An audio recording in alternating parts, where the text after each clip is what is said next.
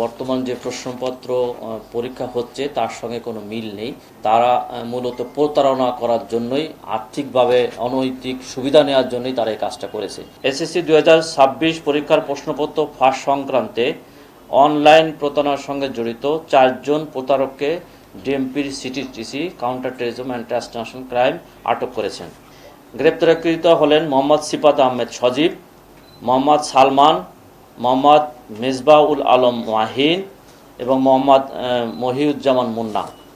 গত সোমবার 20 April CTTC online বিভাগ ইন্টেলিজেন্স অ্যানালাইসিস বিভাগ কর্তৃক সোশ্যাল মিডিয়া মনিটরিং সময় এসএসসি 2026 প্রশ্নপত্র ফাঁস গ্রুপ নামক একটি ফেসবুক পেজ থেকে গুরুত্বপূর্ণ তথ্য সংগ্রহ করা হয়। প্রাপ্ত তথ্য ও প্রযুক্তিগত বিশ্লেষণের ভিত্তিতে সিটিডিসির একটি চৌকস দল একই দিন রাত 8:20 সময় ঢাকা জেলার আশুলিয়া থানার জিরাবত তাজপুর এলাকার অভিযান পরিচালনা করে সিফাত আহমেদ সজীব নামে এক ব্যক্তিকে গ্রেপ্তার করা হয়। গ্রেপ্তারকৃত সজীবের স্বীকারোক্তি ও প্রাপ্ত তথ্য বিশ্লেষণের পর বৃহস্পতিবার 23 এপ্রিল বগুড়ার ধুনট থানা এলাকায় অভিযান চালিয়ে সালমান নামে এক ব্যক্তিকে গ্রেপ্তার করা হয়।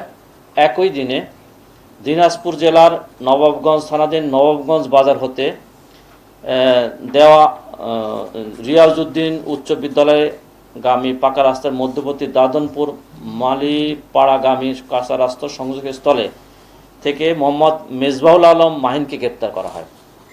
পরবর্তীতে তাদের দেওয়া তথ্য মতে 24 এপ্রিল সিরাজগঞ্জ জেলার তারাস থানাধীন নওগাঁ ইউনিয়নের শাহ শরীফ জিন্দানি রহমতুল্লাহের মাজার সংলগ্ন পরামানিক বাড়ির আসামির শ্বশুর সালাম পারমানিকের বসতঘর হতে মোহাম্মদ মাহিনুজ্জামান মুন্নাকে গ্রেপ্তার করা হয়।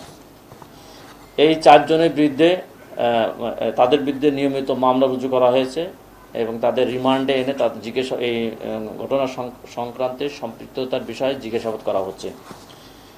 এই চক্র প্রশ্নপত্র দেওয়ার নাম করে নিরীহ মানুষের কাছ থেকে, ছাত্রদের কাছ থেকে টাকা আদায় এবং প্রলোভন দিয়ে আসছে। আমরা এই বিষয়ে তদন্ত অব্যাহত রয়েছে। আমরা তদন্তের পরে বাকি বিষয়ে বলতে পারব।